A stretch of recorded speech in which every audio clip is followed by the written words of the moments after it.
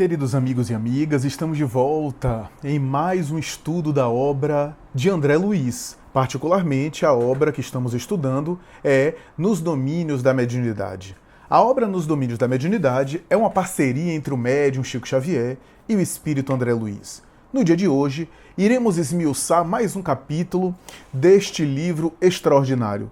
Trata-se do capítulo 21, intitulado Mediunidade no leito de morte. Mediunidade no leito de morte é o capítulo que iremos examinar no dia de hoje.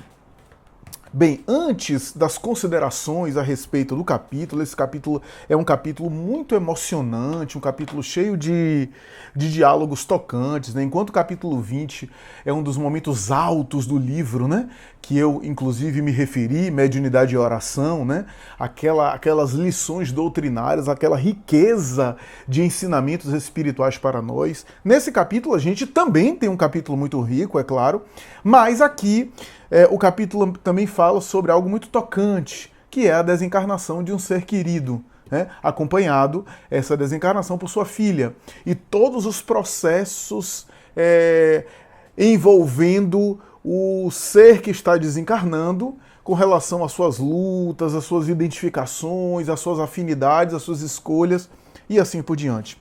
Bom, conforme sabido por aqueles que estão nos acompanhando, nós estamos examinando a situação da Anésia, né? André Luiz e a equipe espiritual está acompanhando a saga familiar de Anésia, que é uma dona de casa, que vive um drama conjugal com seu esposo Jovino e cuja mãe, Elisa, está em um estado de doença avançada, em um estado já desenganado, né, desenganada pelos médicos, isso é, um estado de idade avançada e também de doença, né, doença crônica, né, que de alguma forma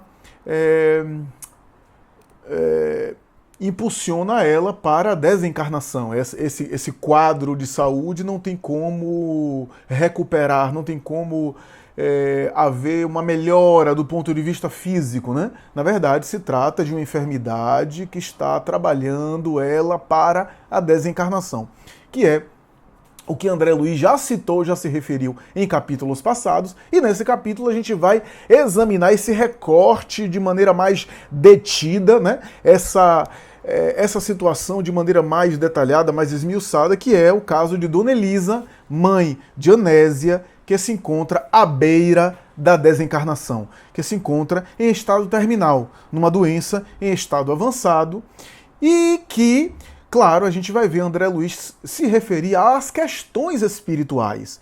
Já sabemos, por capítulo passado, que quando André Luiz e a equipe chega na casa, encontra essa senhora agitada, inquieta, e do lado dela um espírito com um estado espiritual muito desagradável, muito perturbador, sofredor, do lado dela.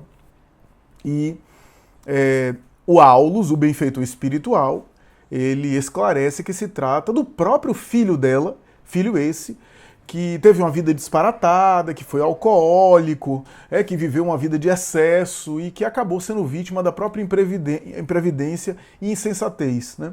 Suicida indireto, porque destruiu as forças físicas pelo excesso de álcool, pelas farras, por tudo aquilo que ele viveu no corpo físico. E claro, também em uma noite de orgia, de excessos de toda sorte, de tudo aquilo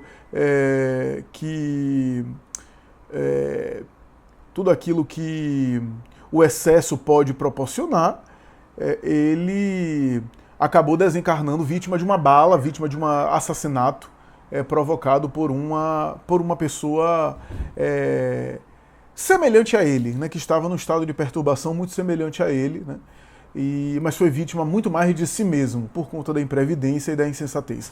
Esse sujeito se encontra no mundo espiritual, ali próximo da mãe encarnada, ele desencarnado ali, em perturbação, próximo da mãe. E a presença dele causava e causa, aqui na história, mal-estar em relação a sua mãezinha. Estamos falando de Olímpio, né? Estava aqui vendo o nome dele, Olímpio, que é o filho de Dona Elisa, portanto, irmão de Anésia, desencarnado, né? E o capítulo começa se referindo aqui à situação de Elisa, que estava piorando com o tempo, né?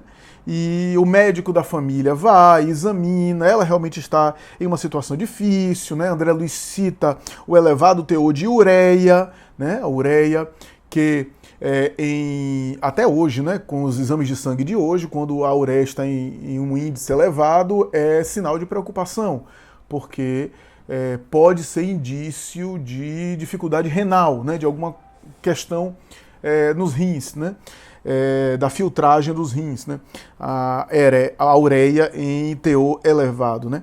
E André Luiz fala, né, que o coração estava exausto, né, o ureia estava avançado, portanto, uma situação renal, com a situação cardiológica, o coração já não aguentando ali a falência dos órgãos e a resistência física entrando em declínio, né. Mas o que André Luiz chama a atenção é a estranha perturbação mental que tomava conta de Elisa. De vez em quando ela ficava super excitada, aflita, declarava-se perseguida por um homem que, na cabeça dela, esse homem viria até ela para abater ela através de tiros, queria matá-la por tiros. Começava a chamar pelo filho, o filho, né, que há muito tempo já estava na vida espiritual, e de vez em quando via serpentes, aranhas, essas coisas. Olha só que coisa interessante. Quantas vezes a gente vê pacientes terminais, enfermos em hospitais, né, em UTIs, em semi-UTI, ainda em estado consciente, muitas vezes relatando coisas assim, aranha, serpente, inseto, cobra, etc., que são fenômenos considerados, né, pela medicina convencional, e às vezes são mesmo, fenômenos alucinatórios, né? Mas aqui a gente vai ver André Luiz dar uma explicação espiritual, uma raiz espiritual para esse fenômeno, né?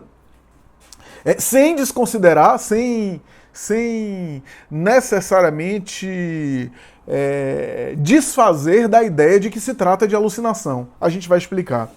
E aí a gente vê o livro descrevendo, né, o supremo esforço de Elisa ali, né, as forças físicas se esvaindo, né, ela muito fraca já, né, o médico da família examinando e dando notícias para Anésia, dizendo que ela estava já nos últimos momentos, né, que era necessário se preparar,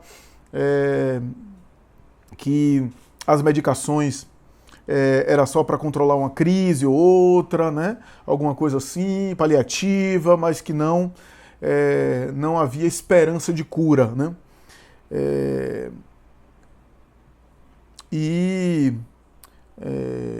O médico novamente se refere a um estado de uremia, né? Um estado de uremia, portanto, um estado complicado. A gente está falando aqui de um estado de...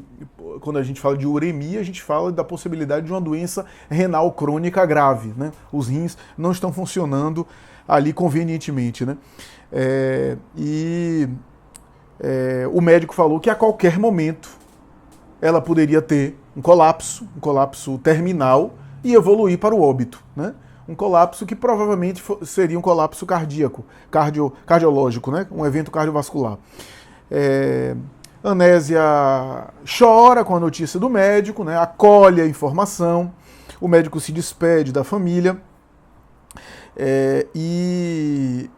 mas, apesar disso, ela estava sendo influenciada pela benfeitora Teonísia, e essa influência sobre ela fazia com que ela ficasse num estado de serenidade que ela própria não saberia explicar por quê.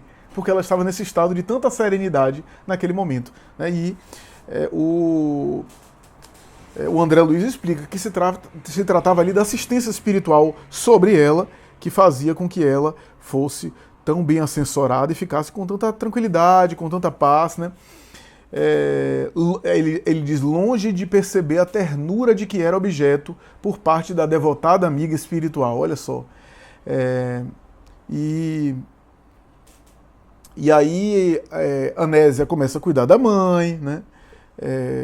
uma profunda piedade se assomou dela, ela cuida da mãe, há um diálogo, né? E em determinado momento,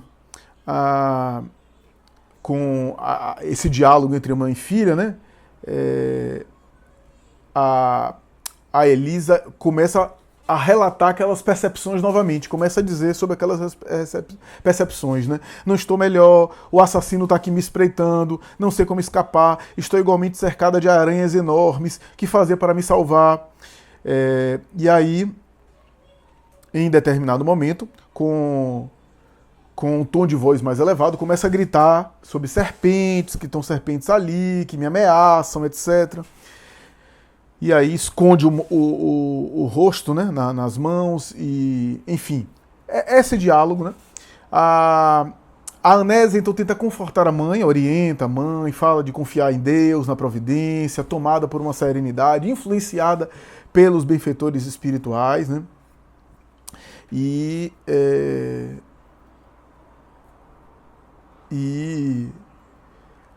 em determinado momento, quando a filha diz: mãe, mas o quarto está protegido, Jesus está protegendo aqui, a nossa casa está protegida.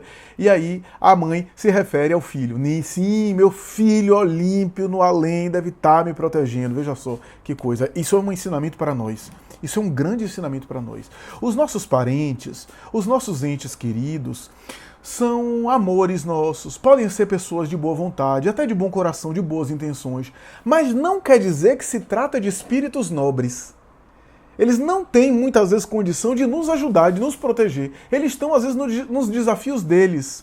E a gente muitas vezes esquece disso, que eles estão nos desafios deles. Não tem às vezes condição de nos atender. Atentemos muito para isso. Né? É porque uma mãe que desencarnou, é porque uma avó que desencarnou, é porque um parente que desencarnou, e a gente fica chamando por eles, orando e pedindo e conversando com eles. Estamos obsidiando eles. Como é o caso desse capítulo, e André Luiz vai explicar por quê. Porque aqui estamos diante de uma perturbação espiritual desencadeada pela mãe em relação ao filho. A mãe prejudica o filho nessa situação. Não é só o filho que prejudica ela. Né? Claro, a presença dele ali em perturbação causa excitação nela. Mas ela se fixa a ele, como André Luiz vai explicar.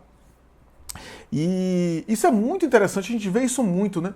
O parente nosso morreu, a gente pede a Deus por eles, a gente envolve ele em vibrações salutares, né? Envolve ele em luzes espirituais, né? Pede aos espíritos superiores que envolvam esse nosso coração querido para que ele possa cada vez mais ter o refrigério, estar bem.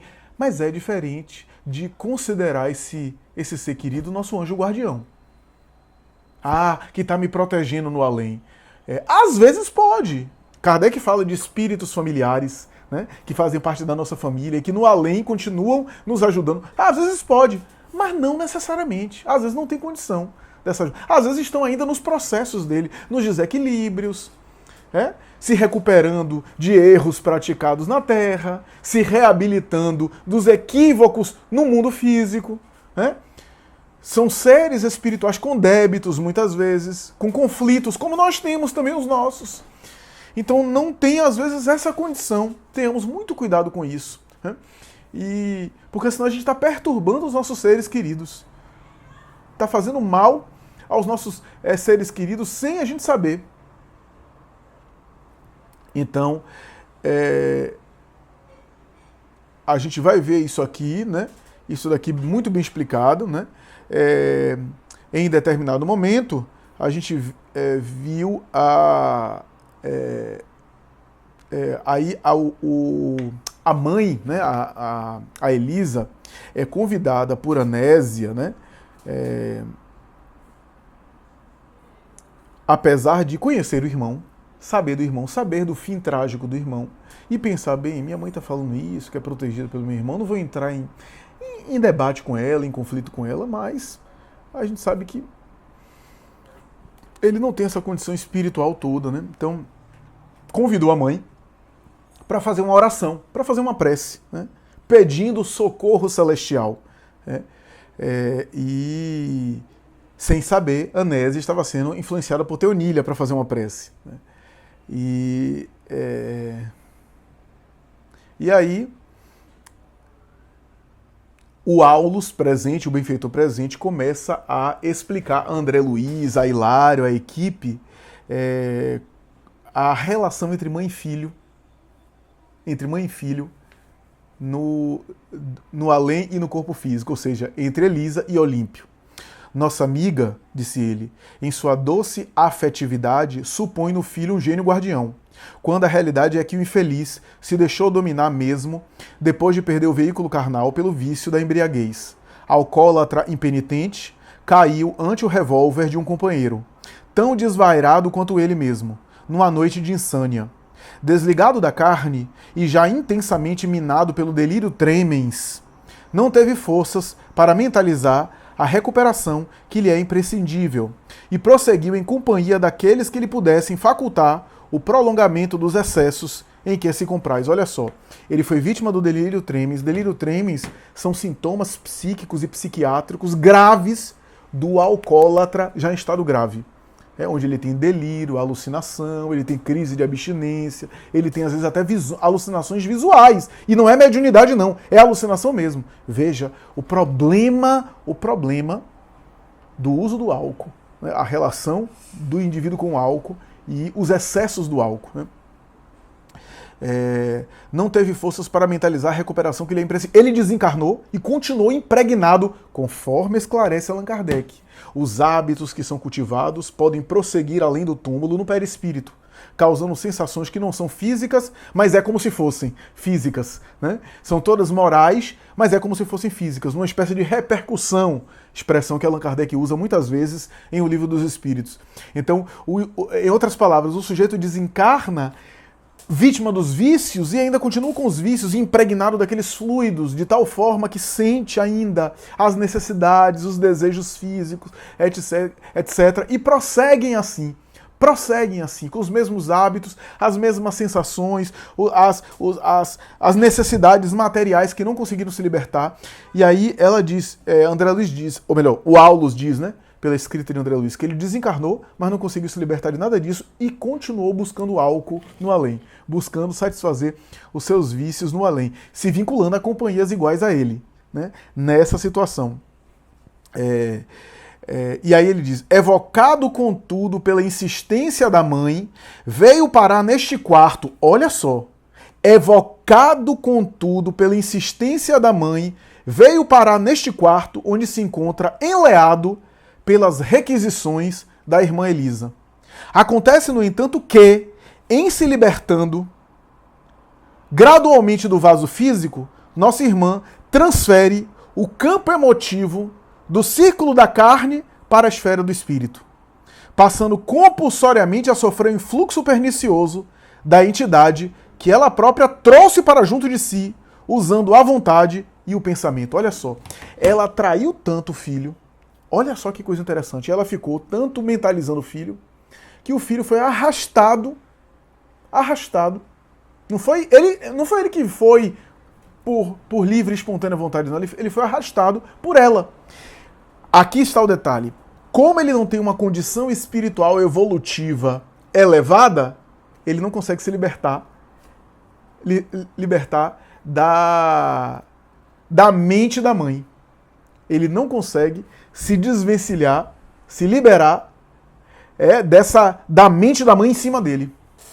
Quando o espírito ele desencarna de outro modo, com uma vida nobre, com uma vida digna, com uma vida equilibrada, com uma vida de atos praticados no bem, com a vida voltada para o bem do próximo, para o amor, para a caridade, no momento final há o desvencilhamento da experiência material, mas esse sujeito chega no mundo espiritual e ele tem condição de defesas espirituais.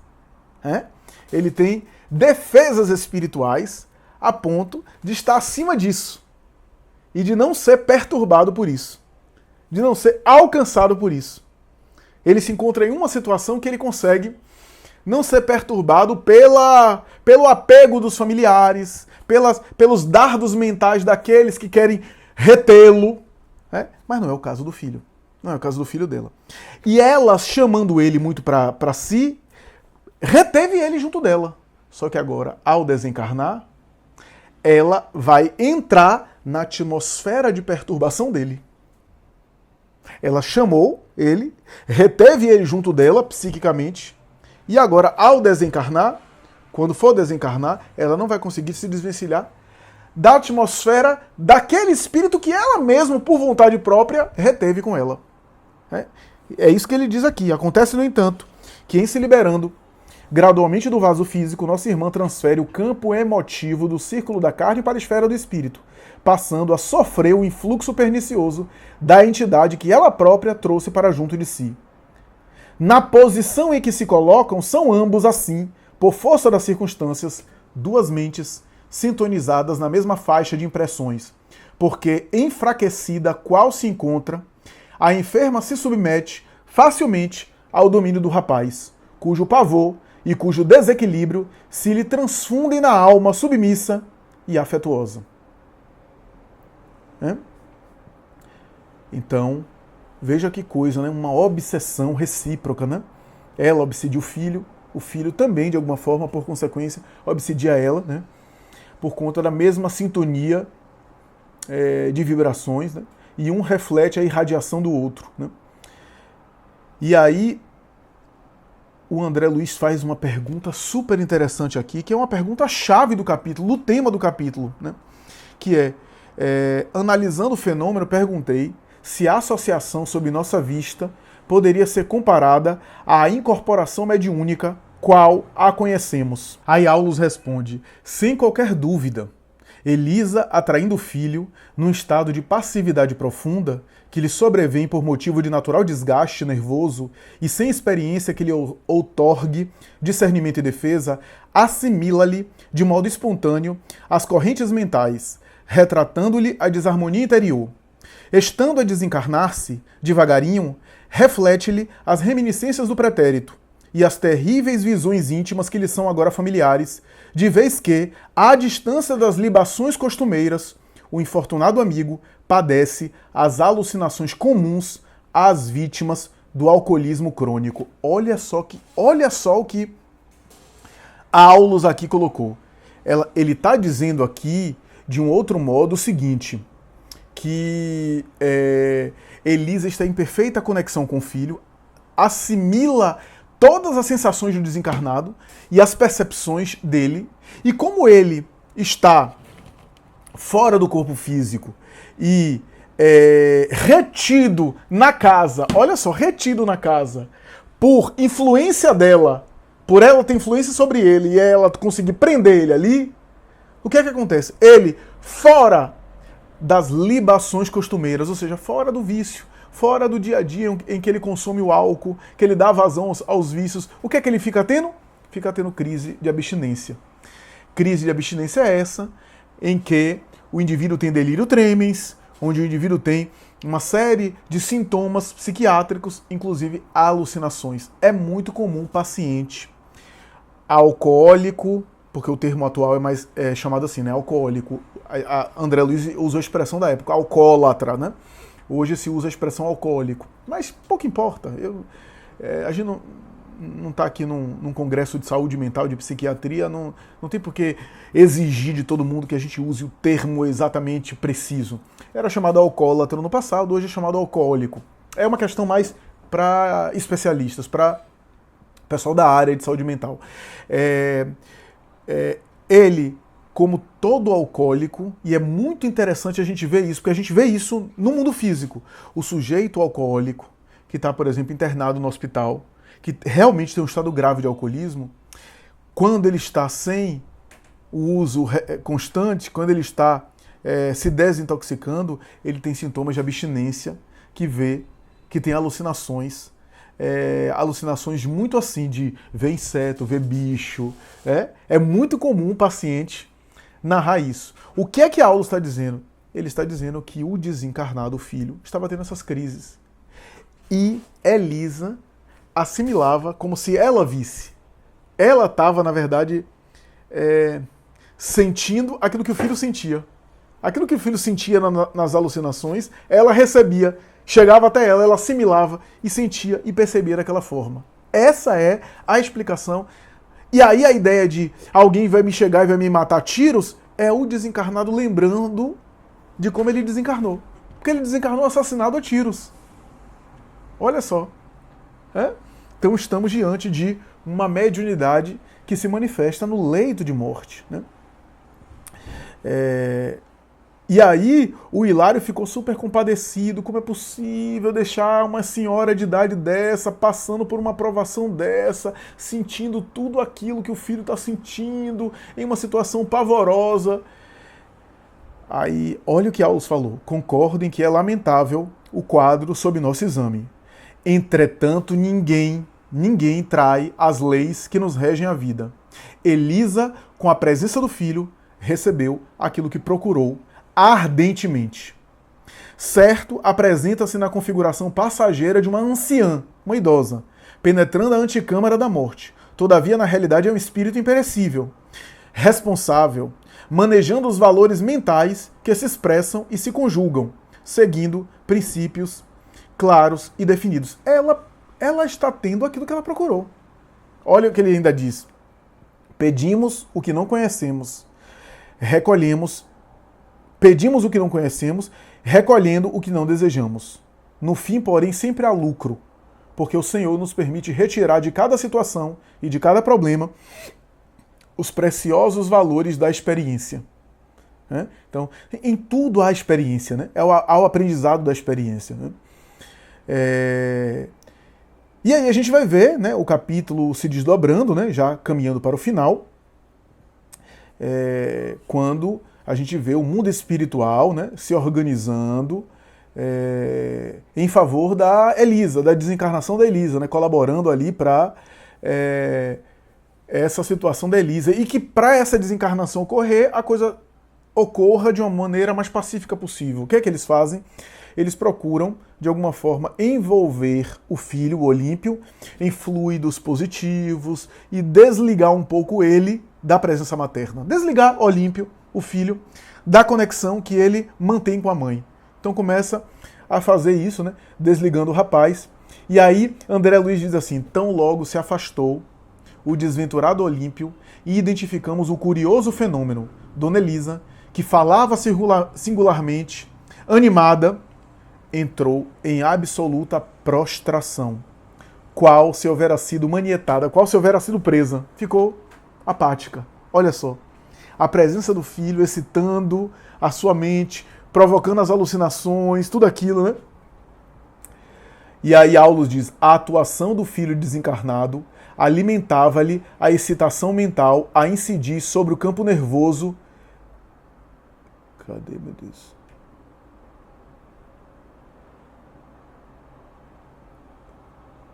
Sobre o campo nervoso, agora está confiada às energias que lhe são próprias. E aí ela fica muda, emite alguns sons guturais, começa a grunhir alguma coisa. Anésia tenta arrancar alguma palavra dela. E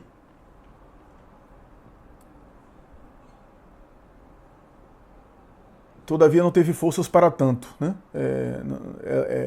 A Elisa tenta falar alguma coisa, mas já está entrando no estado de desencarnação, já não tem forças físicas nem para falar direito, né? Já não verbaliza direito, né? Já está, né, em falência praticamente total dos órgãos. Aulus começa a dar passes, né? Começa a fornecer passes calmantes, né? E começa, né, a envolvê-la em fluidos positivos, né? Ela começa a sentir uma dor aguda no peito, né? Uma dor aguda no peito. E não consegue nem mover mais os braços, não consegue mais movimentar. E Aulus diz assim: é a contração final das coronárias. Exclamou comovido, ou seja, o benfeitor estava emocionado. Elisa não resistirá. O miocárdio não mais reage ao nosso influxo magnético. O processo anginoso alcançou o fim. E aí, André Luiz diz que Elisa tenta falar com a filha, tenta verbalizar ali no momento final alguma coisa com a filha, mas não consegue, não tem condição mais de verbalizar nada, né? Porque por conta do corpo físico mesmo, da limitação, né?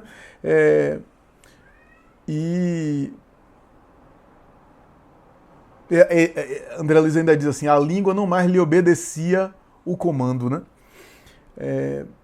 E aí ela para, olha só, ela para e num átimo de minuto, né, ela começa a rever as cenas da sua vida. Olha só que descrição maravilhosa. Teve a noção de que lhe cabia fazer a viagem do túmulo. Como se, ou seja, teve a noção que ela ia desencarnar. Ela teve a noção ali que ia viajar para a pátria espiritual. Como se um relâmpago lhe rasgasse a noite mental, num desses raros minutos que valem séculos para a alma, reviu apressadamente o passado. Todas as cenas da infância, da mocidade e da madureza reapareceram de inesperado no templo da memória, como que a convidá-la a escrupuloso exame de consciência. Esse fenômeno aqui é um fenômeno super interessante que acontece para alguns casos, não é geral, tá? Porque é um fenômeno da memória, não é geral, mas acontece para alguns casos de pessoas que estão desencarnando. É claro que não é geral. Tem gente até que desencarna e não sabe que desencarnou, né? Então, mas esse fenômeno acontece de maneira muito interessante em alguns casos, né? Sobretudo aqui há uma dica de André Luiz, né? Ela teve a noção de que estava desencarnando. E aí teve esse processo. Em Evolução em Dois Mundos, uma obra posterior, futura, né, dessa coleção, né, depois de nos Domínios da Mediunidade, lá na frente, a gente vai ter uma obra chamada Evolução em Dois Mundos. Em Evolução em Dois Mundos, André Luiz examina esse fenômeno, examina essa questão. E ele vai dizer, ele vai pontuar, que se trata de uma espécie de transferência, inclusive de memória, de reavaliação do espírito. Serve como uma reavaliação do espírito, mas serve como uma espécie de transferência de memória do perispírito, ou melhor, do corpo físico, dos neurônios cerebrais, daquele corpo, daquela encarnação, para o patrimônio espiritual do espírito, para o patrimônio indelével do ser espiritual. No livro As Mil Faces da Realidade Espiritual, o escritor Hermínio de Miranda examina esse texto de Evolução em Dois Mundos e faz uma consideração chamando essa experiência de psiquismo biológico. Repito, é como se fosse assim, o corpo está morrendo, tá? O corpo está sendo aniquilado aos poucos, o cérebro está apagando, e o cérebro, com seus neurônios, guarda as informações desta encarnação. Ele guardou as informações desta encarnação. O que é que acontece? Existe uma espécie de migração de dados. Pense aí no download, né? Pense aí no serviço de nuvem da computação, da informática, né? Os serviços de nuvem, né? Que são servidores invisíveis, servidores que não tem um disco, não tem um pendrive, né? Você armazena nesses servidores invisíveis esse espaço, né? Esse conteúdo. O download desse conteúdo para um aparelho, por exemplo, para um celular, por exemplo, que você baixa o conteúdo da nuvem, né? Então, o que é que acontece aqui? Há uma espécie de download, no caso do cérebro físico, que está morrendo, e cujas memórias são transferidas para o perispírito, para o corpo espiritual. E nessa transferência, o indivíduo revê a vida. Mas é claro que não é para todo mundo. Como diz André Luiz, ela se deu conta, ela teve consciência. Então ela teve essa retrospectiva. Nem todo caso de desencarnação acontece isso, né? E aí,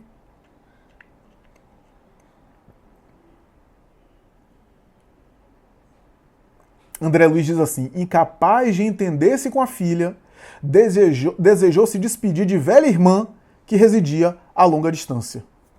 Incapaz de se entender com a filha, desejou se despedir de velha irmã que residia a longa distância. E aí a gente vai ver todo o processo dela de se esforçar mentalmente, de usar os seus recursos mentais para ir lá, visitar a irmã, desdobrada do corpo físico, numa espécie de desdobramento. A gente aprendeu com Allan Kardec que a emancipação da alma pode acontecer por sonambulismo, por uma série de fenômenos e também por enfermidade.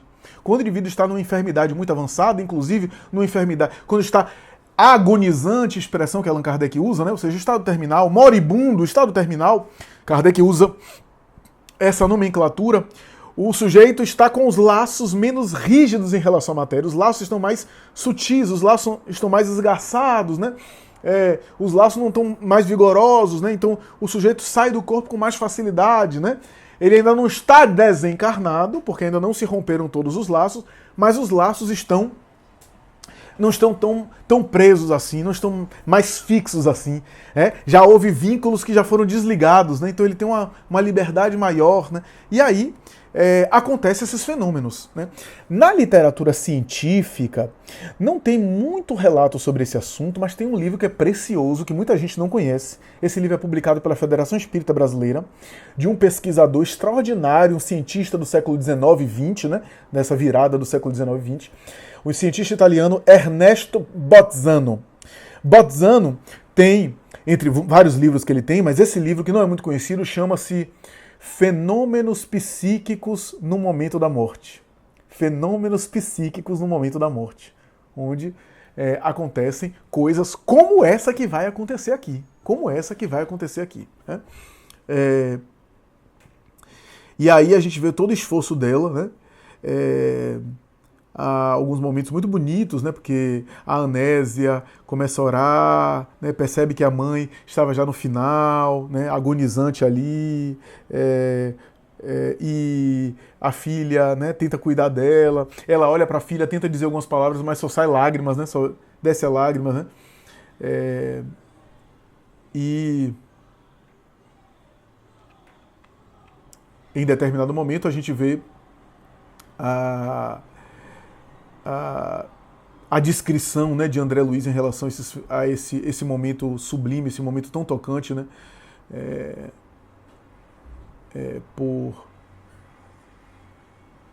Dona Elisa se desprendendo, né, demorando na filha olhar dorido e ansioso, Dona Elisa projetou-se por fim em nosso meio é no mundo espiritual, mantendo-se, porém, ainda ligada ao veículo físico por um laço de prateada substância. Né, algumas pessoas chamam de o cordão de prata, etc. De prateada substância, né, um vínculo, né, os últimos vínculos com a matéria. Né? E aí, por conta da sua obstinação, da sua perseverança, da sua intensidade, ela foi lá, ao local, para dar a Deus a última irmã de sangue que lhe restava na Terra.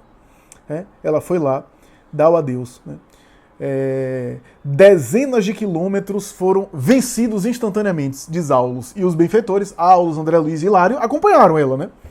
Ela chegou até na casa da irmã, entrou na casa da irmã, a irmã estava dormindo, era de madrugada, era noite alta, se aproximou e começou a gritar, Matilde! Matilde! Né?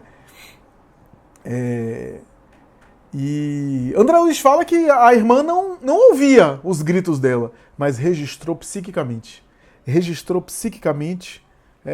A influência. Né? Ela só tinha poucos momentos, porque o corpo estava falecendo. Né?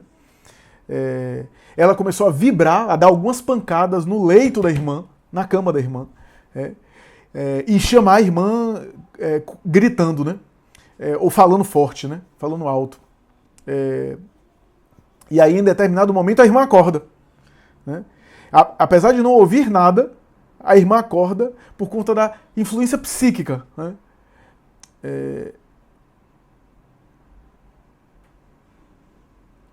E aí, André Luiz diz assim, Dona Elisa passou a lhe falar atormentada. Dona Matilde, contudo, não lhe escutava as palavras pelos condutos auditivos do vaso carnal, e sim pelo cérebro, através de ondas mentais em forma de pensamentos a lhe remoinharem ao redor da cabeça.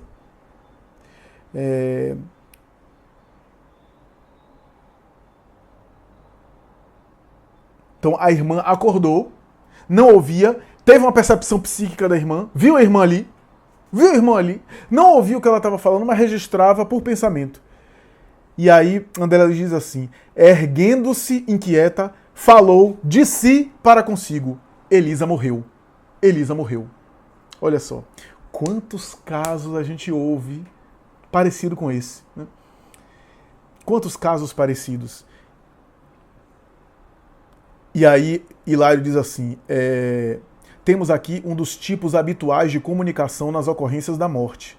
Pela persistência com que se repetem, os cientistas do mundo são constrangidos a examiná-los.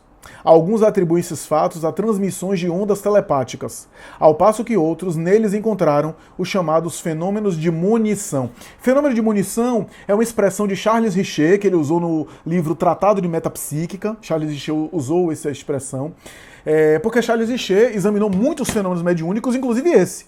E ele achava que o fenômeno de munição era o seguinte, que o sujeito que tinha essa sensação de que o outro morreu a quilômetros de distância e se confirmava, não era porque o morto esteve com ele, mas que ele captou por uma influência telepática que vibrou no exterior e que foi chegando até ele. Essa era a tese de Charles Richer. Tese, aliás, respeitável e tudo, mas que não explica muita coisa, né? Não explica muita coisa, até porque às vezes o espírito aparece e diz coisas que o sujeito não sabe, né? E que o próprio sujeito, o enfermo, não sabe enquanto encarnado, né? Então como é que ele soube? Como é que ele ficou sabendo, né? Então esse fenômeno de munição não explica tudo. E aí Aulus diz assim: isso tudo, porém, se reduz na doutrina do Espiritismo à verdade simples e pura da comunhão direta entre as almas imortais. E aí Hilário pergunta se todo mundo podia viver isso. Aulus diz que sim, mas tem a ver com desejar, né? Nem todo mundo deseja isso no momento da morte, no instante da morte, né? Só se realiza por aqueles que se concentram bastante e desejam fortemente esse tipo de experiência, né? E Dona Elisa se sossegou. Depois que avisou a irmã, que teve esse contato, se sossegou, não estava mais com essa inquietação, volta ao corpo, porque o corpo precisava dela, o corpo estava falecendo, então ela precisava voltar ao corpo, volta ao corpo rapidamente, né? Diz aqui, ó, qual se o corpo distante lhe reclamasse a presença, a afeição do que ocorre num caso de desdobramento vulgar, voltou de imediato à casa. E ao voltar, ao acordar, quis tomar, ou melhor, ao acordar não, ao voltar, quis reassumir o corpo físico, voltar à consciência completamente, mas não. Havia entrado numa espécie de coma, né? Então, André Luiz diz assim: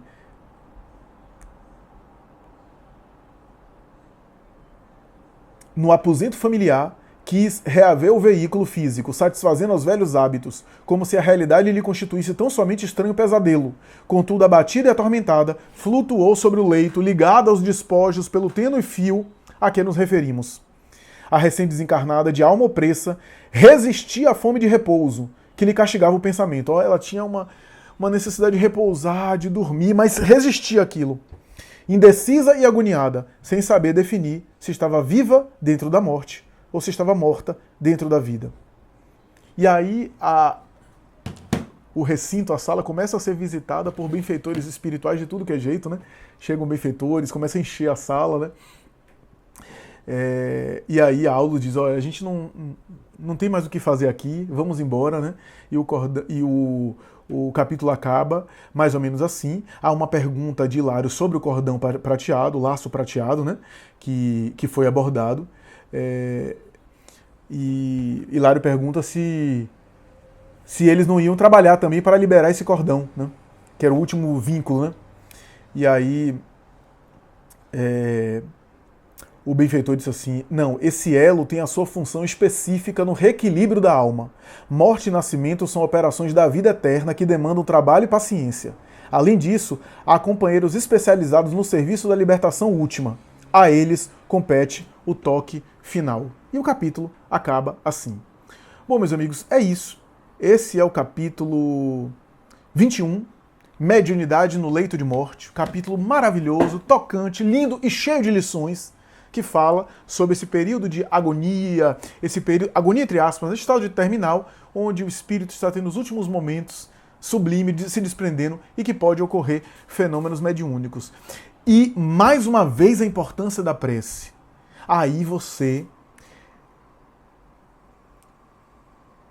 cada vez mais, dá razão a Allan Kardec, quando ele coloca lá no Evangelho, o último capítulo de preces espíritas, coloca um monte de preces, inclusive prece para quem está em estado terminal. Tem lá, né? Preces para ser feita por um parente, por alguém ali, para o moribundo, né, o agonizante, preces para ser feita pelo doente, né? Então é super interessante essa conexão com a obra kardeciana, né? E que de alguma forma afirma a excelência e a sublimidade dos valores da doutrina espírita. É isso, meus amigos. Espero que vocês tenham gostado e até a próxima, se Deus quiser. Muita paz.